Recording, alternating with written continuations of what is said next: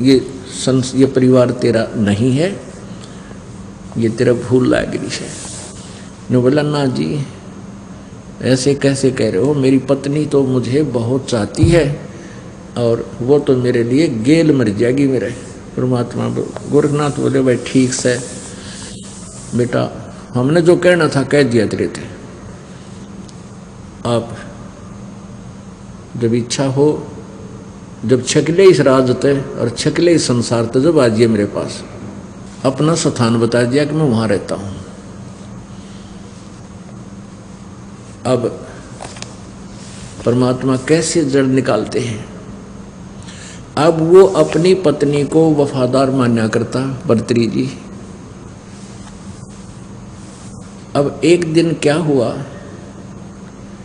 गोरखनाथ जी अन्य रूप धारण करके साधु का, वो पहचान नहीं सका उसको, राजा के पास गया कि राजा ये मेरे पास एक अमर फल है, इस अमर फल के ये गुण हैं कि जो इसको खा लेगा वो सदा युवा बना रहेगा, बहुत लंबी उम्र हो जाएगी उसकी, वो मरेगा नहीं शीघ्र से। और आप बहुत अच्छे नेक राजा हो, न्यायकारी हो, प्रजा के हितैषी हो, इसलिए मैं चाहता हूं कि आप इसको खा लो। अब राजा को वो फल देकर संत चला गया। अब राजा ने सोचा मैं क्या करूंगा, इस फल ने खा कर मैं अपनी पत्नी को खिलाऊंगा, वो बहुत ही अच्छी है और वो अच्छी लंबी उम्र की हो जाएगी। यानी वो अब उसको बहुत ही ज़्यादा चाहता था, उसने वो फल अपनी पत्नी को दे दिया, उसके गुणों से परिचित करा दिया। वो कहने लगी रख दे, मैं फिर नहा धोकर खाऊंगी इसको। ठीक है। फिर कुछ दिन के बाद उसने पूछा कि तैने वो फल खा लिया? खा लिया। बहुत अच्छा किया। अब उसका क्या था, उसकी पत्नी का संबंध अवैध संबंध था उसी के एक नौकर के साथ। उस पत्नी ने सोचा कि मैं क्या करूंगी, खाकर इसको अपने मित्र को दे देती हूं, ये युवा बना रहेगा। उसने वो फल उसको दे दिया। उसका नौकर जाता था वैश्या के पास। उसने सोचा ये फल मैं उस वैश्या को दे दूं, वो उसको ज्यादा चाहता था। उसने वो फल उस गणका को दे दिया, उस फल के गुणों से परिचित भी करा दिया वैश्या को। तो गणका ने सोचा कि मैं इस फल न खा लूंगी, सारी उम्र कुकर्म करूंगी। राजा बड़ा अच्छा है, नेक है, न्यायकारी है, क्यों ना ये फल उस राजा को दे दूं। ये विचार करके, और उसने ये भी सोचा कि राजा इसके प्रतिफल में मुझे बहुत सा धन दे देगा। वो इस उद्देश्य को लेकर के, उसी फल को लेकर भर्तृहरि जी के पास पहुंच गई कि राजन, ये एक ऐसा फल है, इसको जो खा लेगा वो दीर्घायु हो जाता है और सदा युवा बना रहता है। तो उसने पूछा कि आपको ये फल कहाँ से मिला? राजा ने पूछा कि सच्ची बताना, नहीं तो तेरे टुकड़े टुकड़े कर दूंगा। अब उसका तो गुस्सा हो गया, उसको मन में आई कि वो फल तो नहीं है ये, पर उसका दच्चा ना थी कि वो तेरे वाला फल होगा। वो कहने लगी जी मुझे तो आपके नौकर ने, जो ये घोड़ों का इंचार्ज था, दरोगा बोलते थे उसको, कि उस दरोगा जी ने दिया है। वो दरोगा जी बुला लिया, कहने लगा भाई यो फल तू कहाँ से लाया? और राजा ने सतर्क कर दिया, ये सच्ची बता दिए, नहीं तो तेरे टुकड़े टुकड़े कर दूंगा, और सच्ची बता देगा तुझे माफ कर दूंगा। अब वो कहाँ पे गया, उसने कहा कि आपकी पत्नी ने मुझे दिया था। सारी कहानी बता दी उसने। तो फिर उसकी पत्नी से पूछा, वह तो नाटकी, पहले तो मना किया, फिर घुड़सवार सामने खड़ा कर दिया, फिर नीची गर्दन कर ली उस नालायक ने। अब उसके पैरों तले की धरती निकल गई उस भर्तृहरि की। पुण्यात्माओं, एक चोट सिधारिया जिन मिलन दाचा, उसके वो संत के सारे वचन आज सच्चे सिद्ध होते नजर आए। रत तेरा गजब हो गया। जिसको मैं एक सबसे प्रिय और वफादार मानता था, आज ये कितनी दुष्ट निकली। उसी दिन से राज त्याग दिया और गोरखनाथ जी के चरणों में जाके गिर गया और रोवा बूंदी त्रिया बुरी तरह टक्कर मार मार चरणों में रोए कि गुरुजी आप सच्ची कहा करते, मेरा दच्ची कोई ना थी। यह बात है।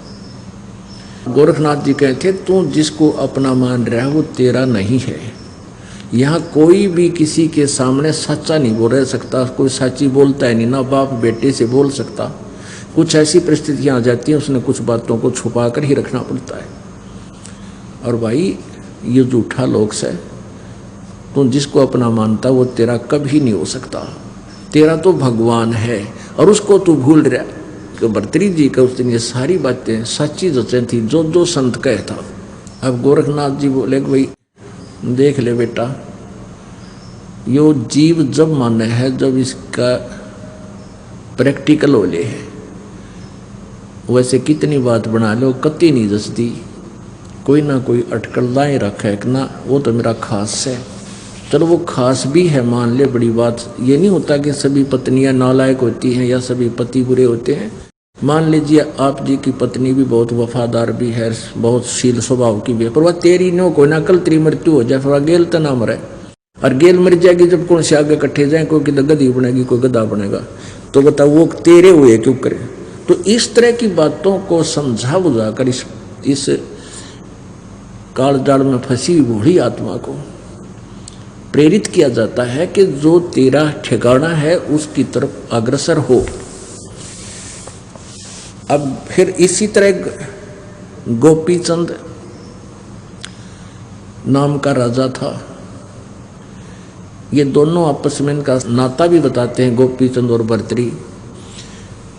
ये इसने भी ऐसे ही अपनी माँ के कहने से राज त्याग दिया था और गोरखनाथ जी के दोनों शिष्य बन गए थे। अब पुण्यात्माओं कहते हैं जो गुरु वचन पर डट गए कट गए फंद 84 के। भाई जो गुरु वचन पर डट गए कट गए फंद 84 के, पर वो किस सत्र का गुरु है और क्या उसके पास वस्तु है, उसी सत्र का लाभ भी गुरु वचन पर डटने से ही, रुकने से ही, स्थिर रहने से, उसका ओबीडेंट रहने से ही मिलेगा। अब गोरखनाथ जी ने उनको कहा दोनों को, वो दोनों गोरखनाथ जी के शिष्य बन गए। गोरखनाथ जी ने कहा कि तुम दोनों जाओ अलवर, राजस्थान में अलवर शहर है, वहाँ का एक राजा था, वो एक दुर्ग बनवाया था, एक फोर्ट किला, वो किला बनवाया था, चिनवा रहा था। गोरखनाथ ने आदेश दे दिया कि अलवर के राजा के किले में जाकर तुम मजदूरी करो 12 वर्ष तक, और उसका कोई मेहनताना नहीं लेना, अपने खाने के लिए कहीं और मजदूरी ओवर टाइम करना। उन्होंने कहा जो आज्ञा गुरुदेव। अब जिन्होंने परमात्मा पाना है, जिनको परमात्मा चाहिए, फिर बकवाद की रहेगी। गुरु जी ने कह दिया फाइनल है, चाहे शीश देने की कहे, चाहे कुएं में पढ़ने की कहे, चल पढ़ना चाहिए। जब गुरु जी है तो या तो गुरु जी मानो मत, उसने निकम्मा है तो फिर उसको गुरु जी का फिर नाता के अपना छोड़ एक तरफ जा बैठे। और जो संत होते हैं वो हित में ही कहते हैं, उसका वर्तमान में भले ही कोई रिजल्ट निकलता ना दिखे, पर परिणाम बहुत अच्छा होता है लास्ट में। अब वो आदेश पाते ही गुरुदेव का चरणों में मस्तिष्क रखकर और चल पड़े, जो आज्ञा गुरुदेव। ठाक अपना बैग पहुंच गए अलवर के किले में, जहां मजदूर मजदूरी करा करते थे। जो समय मजदूरों का होता था उतना समय तो वहां करते, फिर उसके बाद अपनी रोजी रोटी के लिए कहीं तलाश करने लगे ओवर टाइम जॉब। 2 दिन हो गए कुछ नहीं मिल रहा, भूखे सो जाते, सुबह उठते फिर मजदूरी करने चले जाते। एक दिन वो दोनों बैठे आपस में बातें कर रहे थे कि भाई जो गुरु जी का आदेश है तो सिर जा सका है, जब घर छोड़ दिया, राज त्याग दिया, परमात्मा पाना है और गुरु के आदेश में वचन में रहना है, और ऐसे ही मिलेगा तो ये बेसिक शरीर जा भाई, ये उल्टे कदम नहीं हटा सकते। अब मरा चाहे जीवा, 2 दिन हो गए, भूख जोर की लाग रही है। राजा थे, राजा को तो 2 घंटे भूख ना उठे, परंतु शीश दे दिया, फिर वो अग्रम अग्रम नहीं रहती। दोनों जने बैठे बैठे जमीन पर बैठे बातें कर रहे थे। भाई अब तो मौत आवेगी, 1-2 दिन में मौत हो जाएगी। जब आहार रोटी ना मिल रही थी, सुबह सुबह का समय था, वक़्त से बैठे बतलावे थे। और नीचे एक कुम्हार मट्टी खोदता था, नीचे वो बना लेता गुफा सी बढ़िया मिट्टी निकालने के लिए, और वो ऊपर बात करें थे, उसी का ऊपर बैठे गुफा के। कुम्हार ने सोचा ये तो भाई कोई अच्छी आत्मा है और साधु बन गए और न रोटी ना मिल ली। तो वो आया ऊपर, कहने लगा भगतो तुम तो भगत दिखाई देते हो। अकना जी हम तो मजदूर हैं। अच्छा आप लगता है आपने 2 दिन हो गए आहार नहीं किया।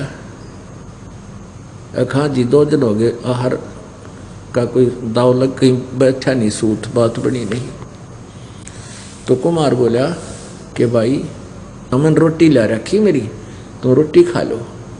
ने बोला न्यू ना खावा पिताजी, हम पहले मजदूरी करेंगे, आप हमें मजदूरी दे दो, कोई काम बता दे तो मजदूरी करके फिर रोटी खावांगे, वैसे रोटी हम खावांगे। उन्होंने बहुत आग्रह किया, भाई मेरी 8 रोटी 10 रोटी आती हैं, यहाँ अपने काम करता हूँ जहाँ पर, और बेटा आधी आधी खा लेंगे, तुम खा लो ना, ऐसे नहीं खाऊंगा, हमें मजदूरी बता।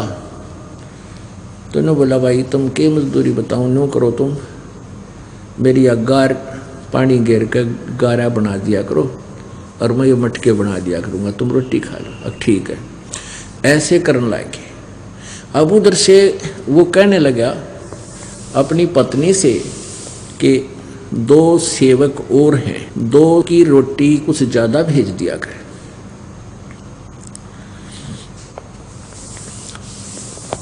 तो उसने देखा जाकर, उसकी पत्नी ने, कुम्हार की पत्नी ने, कि ये तो एक बार गारा बना देते हैं, गारा मिट्टी खोद लेते, फिर सारा दिन तो ये अपना कितौरा काम करे हैं।